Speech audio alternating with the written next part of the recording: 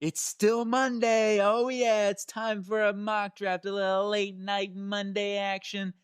First up, though, we got to go through studs of the week for the NFL weeks number 4. This was a fun one, and with a lot of people to choose from this week. And I could go through, and we will go through each one of these football teams as we're mock drafting and kind of like aim through some players. For example, like the Giants' defensive line was wrecking havoc. You can talk about Max Crosby should win Defensive Player of the Week. Like all around, we can go through dudes that were just monstrous this week. But there's only can be one stud of the week. I'll also do a special team stud of the week. It's going to be Marcus Jones for me with that. The New England Patriots returning kicks this week was unbelievable. But my stud of the week, Kevin Byard, the safety from the Bears. That dude was on a fire reading Geno Smith all game long, not just in his 2 interceptions, but also making plays around the football throughout the game. The dude was a monster, one of the best this week, in my opinion. That's why he earns the stud of the week.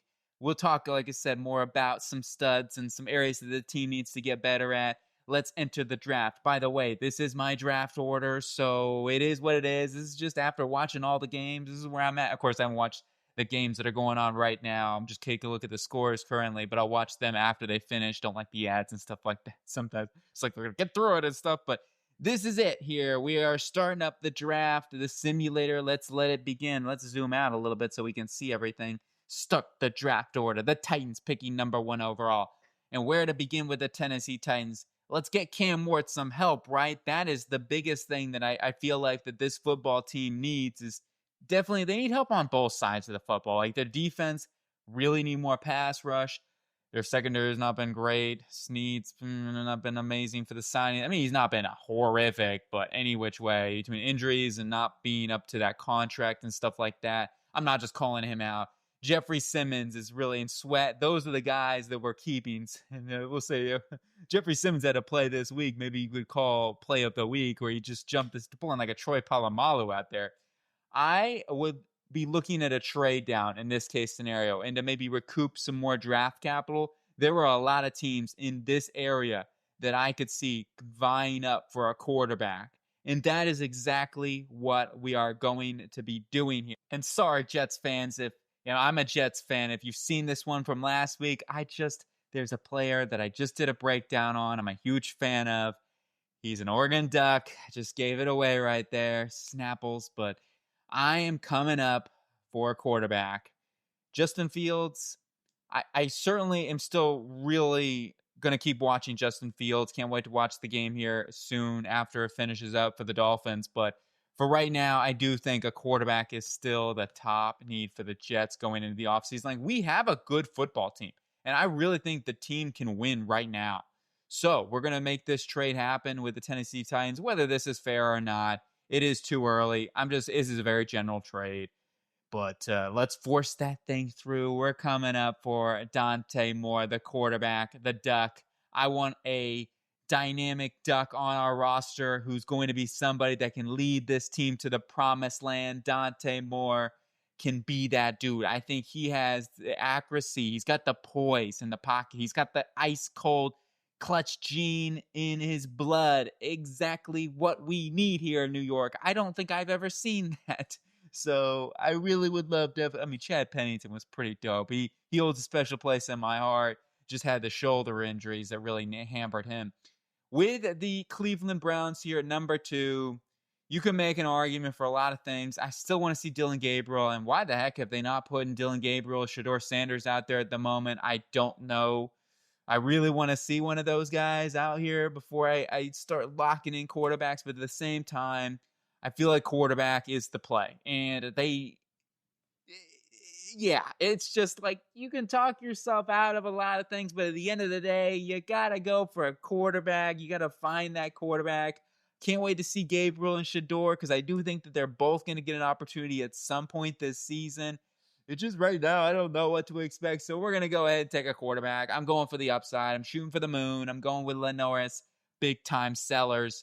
And from South Carolina, the guy's got all the oozing traits. And he's got a rocket arm, which is somebody that in that cold weather, sometimes you need.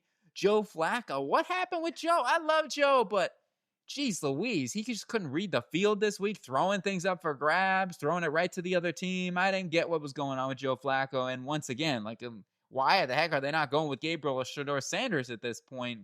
Get those guys out there. I mean, they got one of the best defenses in the NFL. They did a decent job of containing Myles Garrett this week, and overall, like the defensive line, which was last week versus the Packers, was on a different level. On to the New Orleans Saints here at number 3. I would say at this point, quarterback is still in the conversation for the Saints. Absolutely. Ultimately, though, that's not the way I'm going to go. I'm going to continue to build the trenches here and get ourselves some more pass rush. I'm going Rueben Bain Jr., the Miami edge rusher. Just feel like that their pass rush is always, other than Carl Granderson, I mean, Brian Brzee had a sack this week.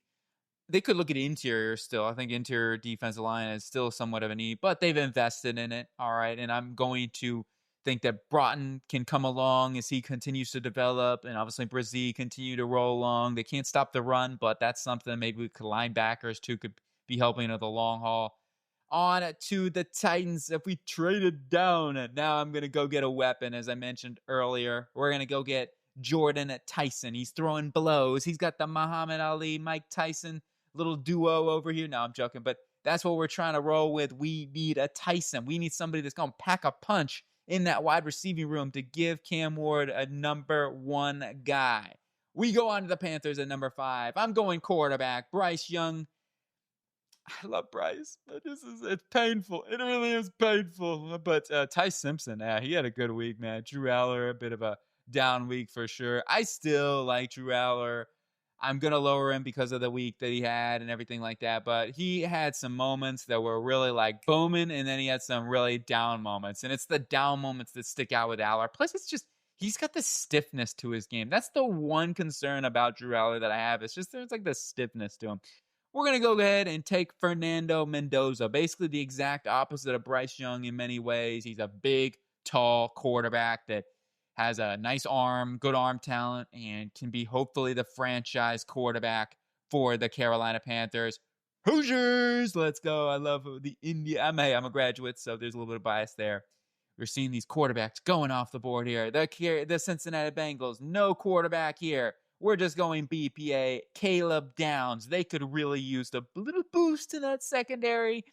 And we're going to do that, adding in one of the best players in the draft class, Caleb Downs, safety from the Ohio State University. Pretty clear cut, pretty dry, pretty simple. I'm just taking a monster. G-Man. Jackson Dart gave him some life, gave him some height, gave him some energy this week. And he looked good, not just with his legs, but also as a passer, avoiding big-time mistakes. And I feel like Cam Scatterboo's a monster as well. Singletary was solid this week. Malik Neighbors, though. Oh, man. New York. Listen right now, okay? Change the field. Enough. Get rid of that freaking turf. Joe Alt also got injured. I think he got a high ankle sprain or something. Change the stadium. How long does it take? Bulldoze the stadium if you have to. I don't care. It's like an Indian burial ground under there. Going back to this pick up here for the G-Men, I would love to get a right tackle. And that is what we're going to go and do. We're going to go get Francis Maui Noah, the right tackle over at Miami, the Hurricane. Plug and play. Hey, stick him at right guard if you have to. I don't care. They just need that right side for the future. Build it. Build it now. On to the Raiders. We could go offensive line. They did do better this week. It wasn't great in pass pro, but at least they were able to allow Genty 2 yards to get him. He had not all plays, right? I mean, there were multiple plays where he had stuffed behind the line of scrimmage, had nothing. And that is still a big area. But Jackson Powers-Johnson at least came back this week. Meredith, we need to upgrade clearly from at that center position. But Parham had some really nice blocks this week. Miller's a solid pass protector. Glaze isn't bad either, and I think he can continue to develop there. So my big view on the Raiders is go interior of the offense line. Do I take an interior player number 8 overall? Do I feel like that there's a guy at that point? No. And that's why I'm going to lean towards the defense, which is still a problem. They need more defensive help. They could really use some more anywhere on that defense line, except for Max Crosby. I mean, Isaiah Polamalu, I think, is a good safety that's going to continue to get better. Their coverage unit's been okay, but they could use a cornerback, and that's something I've been doing a lot. But I'm going to go back to the interior defense line. Peter Woods, Clemson, interior pass rusher, run defender. He's just overall a very good prospect and somebody that I feel confident about is going to be a very productive NFL pro throughout his career and really help out their defensive line. Miami Dolphins. I almost said Hurricanes. I was thinking about it. I'm like, oh, don't say Hurricanes. Hurricanes. I was about to say it though. At number 9, I definitely think that this team is going to consider options if they're picking inside the top 10 quarterback wise. But for me, Tua's contract, it would make more sense to draft somebody like in a second, third round sort of thing. But for right now, maybe it would make sense here because you could develop them. Like you could have them sit for behind Tua for a season. But that's not the way I'm going to go here. I think it comes down to defense, and cornerback is the number 1 need on this roster. They need secondary help, and they need it yesterday. I'm going with, this is tough. I will say there's a couple of corners I really like. Keith Abney is a monster. Abney is a dude that is just so sticky in man coverage. I think he's good in zone too. McCoy, I do think has the most upside in this class. We just need to see when he comes back and gets healthy and stuff like that. But Abney is a beast. Either one of these corners, I'm going to go with McCoy here, but Abney's making a case to be CB1 in this class, very simply. Mansour Delane's very good too, and you can make the argument Mansour Delane is CB1 right now. So we're going to see all 3 of these cornerbacks go very, very soon. McCoy's a monster. Abney, Mansour Delane, all really, really good players. And then we go on to the Vikings. As I was mentioning before, look, I think this is something where this Vikings team, skull, by the way, they could really use a couple of different areas. Linebacker, probably a little too early to take a linebacker for me at the 10th overall pick. I could see linebacker being something long haul that this team looks to improve and get better at. Offensively wise, I think they're in a pretty good footing here, especially with Jordan Addison back, and the offensive line has been a little banged up. It got banged up this week, and it showed for sure. They struggled there. I am going to stick with the defensive theme, though, here, and I am going to take a cornerback. Even though their secondary has been pretty dang good, you can always work out that third cornerback spot. And I just feel with where the value's at right now, what I would much rather do is pick Byron Murphy, put him in as the slot full-time starter, and then you would have yourself a really dynamic duo, which would make a lot more sense for me because Isaiah Rodgers has been balling out. You bring him, get him a long-term extension, do what you got to do, go get Keith Abney. And yes, maybe you look a little bit more size would be ideal here at this point. So Mansour Delane, but I just think Abney's a dog. I'm taking him here, and somebody that's going to be a beast in Flores' system because he can play at a high level and off man zone. It just doesn't matter. I think Abney's an absolute stud. On to the Rams here at number 11. And, Stafford's playing so good. I can't go quarterback. I get it. We might go quarterback with the next pick here. And it does make sense, in terms of developing a quarterback, because they do have to think about that for the future. And they could draft somebody here and let him sit for a season or two, let Matthew Stafford go out and continue his high-level performance that he's doing right now because he's been playing like an absolute monster. I'm going to go get a right tackle, though, here. This is a tough call for me. There's a lot of guys vying for this spot, but we're going to go ahead. Spencer Fanu has not been the tape has not been super crisp, but at the end of the day, the dude is an immense athlete that needs to get more play strength and more meat on the bones. That's really the big thing with Fanu, but the traits with this guy, if he can really grow and develop, build up like Panay Sewell sort of thing, the dude could be an absolute monster. That's his ceiling. I just think he needs to get stronger right now. Arizona. Number 12. What do we do for the Cardinals? We're adding a weapon. We need to add a weapon. What offense? They need offense. Kyler Murray he might get blamed a lot, but I do think the lack of weaponry right now, and Marvin Harrison had some big time plays, but he also had some big time do not hopefully repeat sort of moments. And the drops have been a huge problem for him. Hopefully he gets better with that. I do think he will. I really do. But I want to add another playmaker, somebody who can be like a little slot nightmare for this team. Could be their Jackson Smith and Jigba. They see enough of him. Let's go get Mekhi Lemon from USC. Really good route running dude in the slot that I think will be a beast of a weapon for them. Houston Texans getting the job done. Their first red zone touchdown. They went on a little bit of a tear. It's like, they popped the bubble there and just were like, boom, it got it done. Now they're good to go. Go play the Titans if you need help, with your offense to get things going. Clearly an area. And now the Houston Texans can take some momentum going to the rest of the season. However, what are their needs here? I mean, offensive line still a need. It was better this week versus a pedestrian pass rush in the Tennessee, other than Jeffrey Simmons, of course. Jeffrey Simmons is insane. I'd be looking at, offense would definitely still be the cue for me. An offensive line, like, it is the number one need.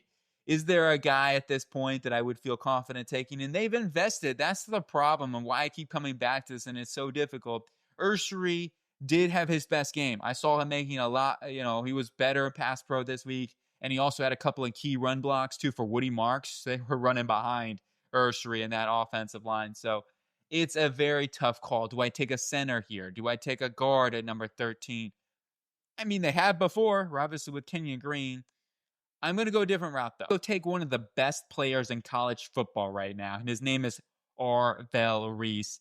The Ohio State University. It doesn't take long to realize the Buckeyes have the best 1-2 punch linebacking core in all of college football. Arvell Reese and Sonny Styles are dudes. They are dudes, man. Arvell Reese, he's long, he's tall, he's big, he's fast, he's physical. He can play anywhere on that defense. He is one of the top prospects in this draft class, and it may seem a little bit high, but I think what he brings to the table is worth a top 15 pick at the moment. We want to continue to see more games with Arvell Reese, and we'll see more of that as they get into the big competition here soon. Right now, though, he has all the makings to be at least a top 25 player in the class. You pair Arvell Reese with Azeez Ojha here, have Henry To'oTo'o be your third linebacker. I think that's a very good room right there. You're building on. On to the New England Patriots here at number 14. Wow, their offense is, it's different. It is different. But we're going to continue to add to their defense and make, even though their defense was good, and with CG back, with Gonzo making plays big time, I think that they've got a pretty dang good defense as well. But one thing they are missing that they could take them over the edge is a little more oomph, a little more pass rush. So let's go get Vrabel, a pass rusher, and also a very good run defender, Keldrick Falk from Auburn.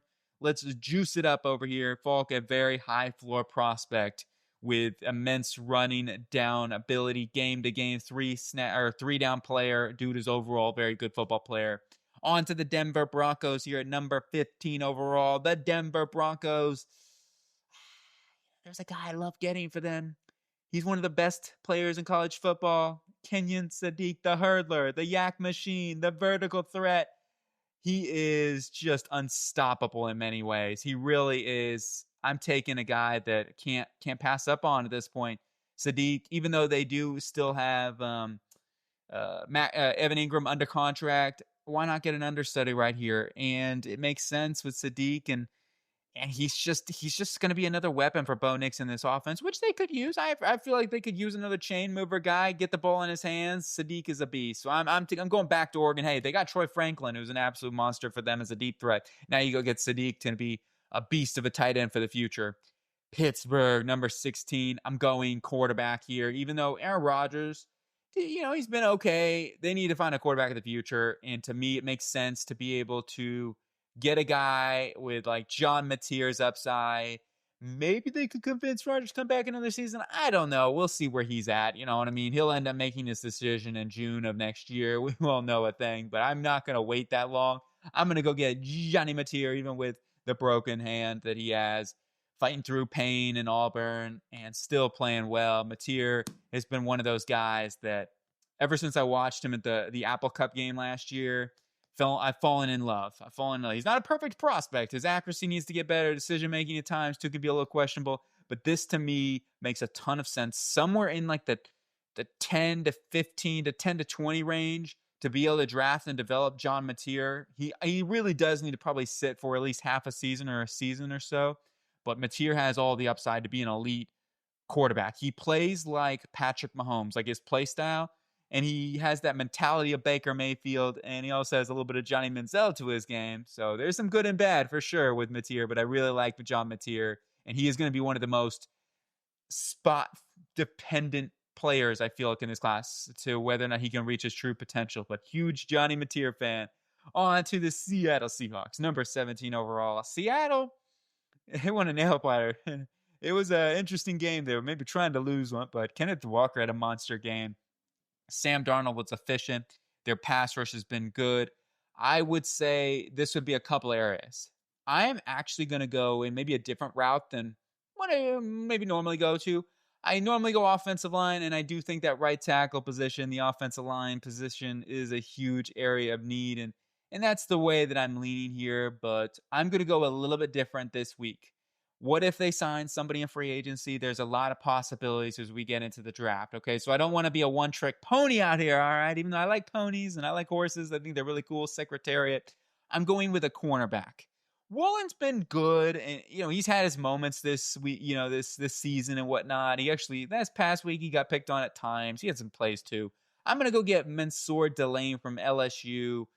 Been on fire this year. He's been insane, and let's just pair him up with Witherspoon in that secondary, and with Woolen being in that contract year, maybe they do need a cornerback after the season. So just playing a little bit of a devil's advocate, I guess, and maybe they sign a tackle. Or a right guard, right guard, actually. Right guard might be their biggest need. Anthony Bradford. I think there were like 3 times where he's like, here, go by. You got this. Free lane to the rusher. So I hate to pick on players because I know that they work hard, and Bradford still has a lot of talent there. So, let's be, I got to be kind to these people. I feel bad. I really do, because I know how hard, I can only imagine how hard it is. If you're in the NFL, you're a top tier player in general, but that right guard position is something they may need to think about. And we'll see how it goes with Bradford as the season goes along.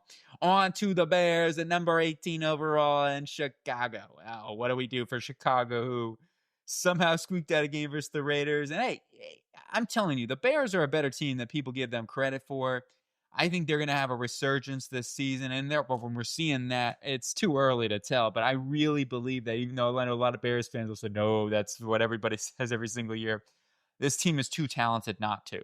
It just they're gonna click. I think things are gonna click. The offense had a bit of a struggle bus, but the defense stepped up, and that's kind of how it's been here for this football team. But it's a matter of consistency and getting things together. I do think they will. In terms of needs for this football team, offensive line is still possibly the biggest need for this team. I don't know what to do, because you have Darnell Wright, who's a little banged up right now, and then you have guys like, of course, Ozzie Trapillo playing, Braxton Jones playing, and Braxton Jones, I am always been a supporter, really, of Braxton Jones. I've watched maybe as much film of him as I've watched anybody in the NFL. This year, he's struggling, and clearly his technique is just, he is not comfortable right now, and I think it's the off season where he was banged up, he was injured, and he didn't have that time to be ready for the season, and that's what's showing right now. So that's why it's tough for me.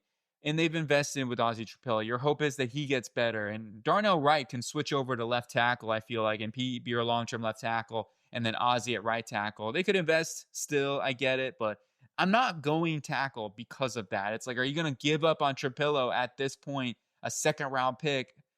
Their offensive line is the biggest probably weakness right now on the football team. So I get the whole notion of that. With that being said, I am going to go ahead. It comes down to linebacker or edge. I'm going to go and take an edge rusher, even though linebacker I do think could be a sneaky need for this team after the offseason. Tremaine Edmonds coming off a great week. He wasn't as good versus the Raiders. Had a couple of missed tackles this week.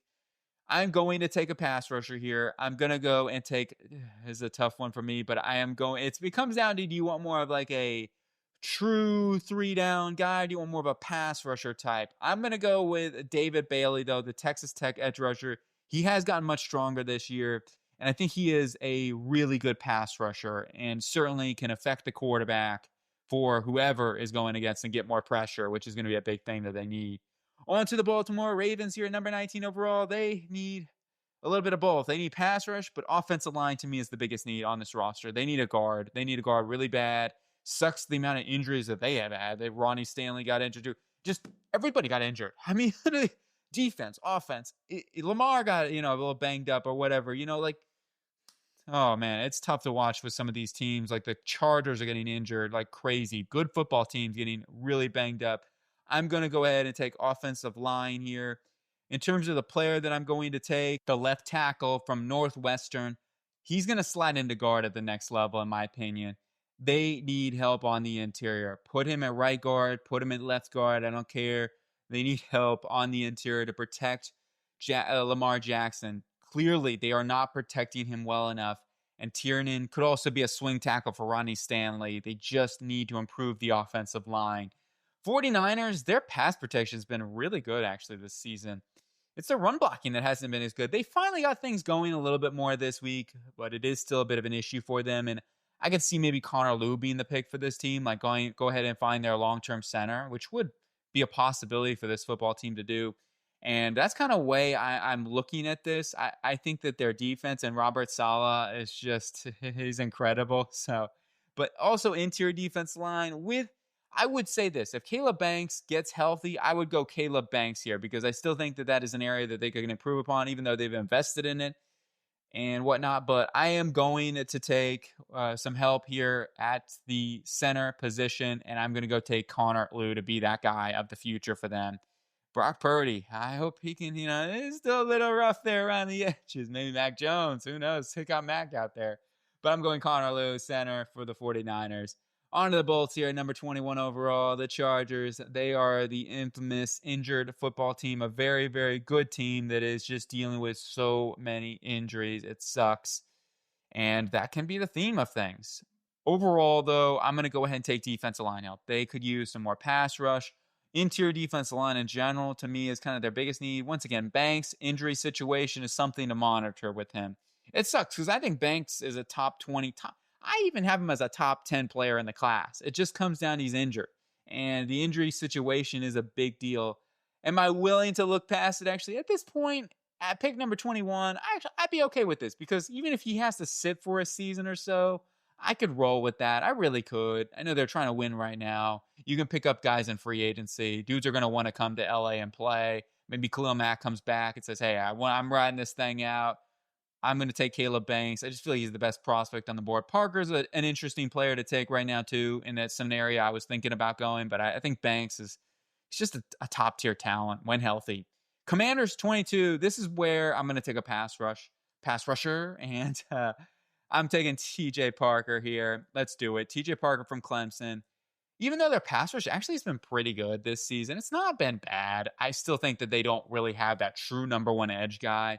Parker could develop into that, and the verdict's out on Parker, but he has got immense power and somebody that will be hopefully at least some sort of a long-term pass rusher in this room, which there after this season, it's very barren. So besides Armstrong, I think they got Jean Baptiste back in there, but besides that, it's pretty thin.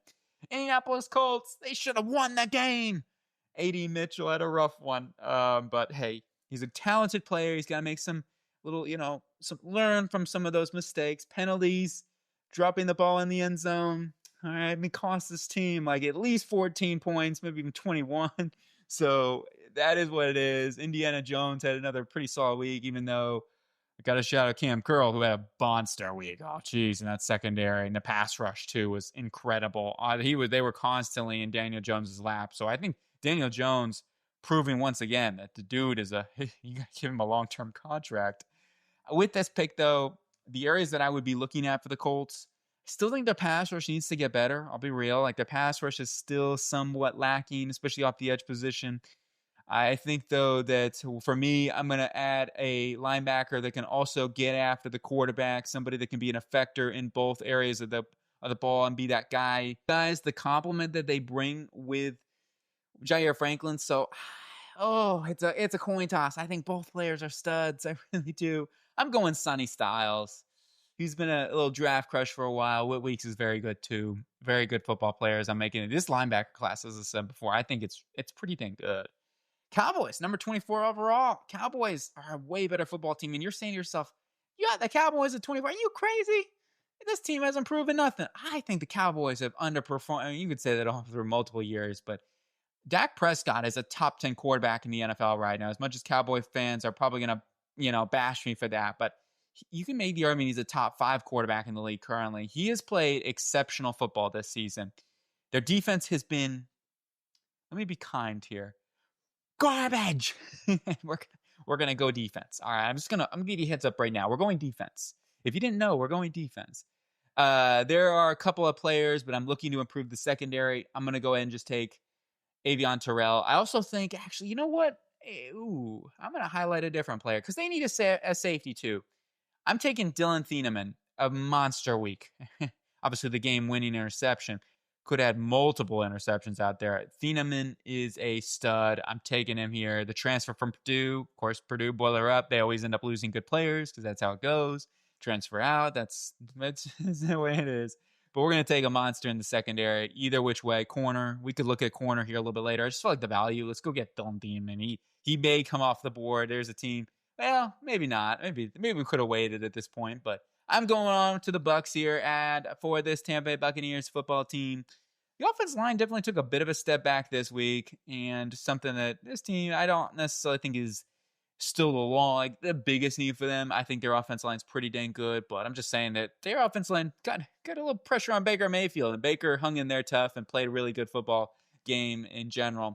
I would say that pass rush or linebacker are the two areas, even though Reddick's been pretty good this season. I'm just going to go get a linebacker, though. CJ Allen, Whit Weeks, Anthony Hill. I'm telling you, a lot of really good linebackers. Let's go ahead and let's man, it is always with these guys. I like a lot of these guys. I'm going to go get Whit Weeks from LSU. He's been a monster all season long. So is CJ. CJ Allen's a great player. A lot of really good linebackers. They need a linebacker of the future. On to the Detroit Lions at number 26 overall. What would I do for the Detroit Lions right now? My biggest areas, other than Aiden Hutchinson, they could get another pass rusher. It's still something I'm very much considering for this football team. Aiden Hutchinson, though, also another player on the long list of defensive players of the week. That guy was just eating up Cornelius Lucas all game long. It was just an absolute monster. KT Loviston, too, when he went up against him. It didn't matter. He was just Aiden Hutchinson back to form. Let's put it that way. I am going to be looking, though, at either interior offensive line, because that is still something this team needs, even though they've been very good. Their run game was excellent this week. They protected Jared Goff. And overall, it's not maybe the biggest need after this week. I still think it's an area like long-term. They could use a center. I'm not going to go center, though, here at this point with Connor Lew being off the board, which is why I'm going to go onto the defense side of the ball. And I will say this. There's a couple of different areas this team could go after other than pass rush. I'm going to go take another cornerback. This team, their secondary has been up and down at times this season, all right?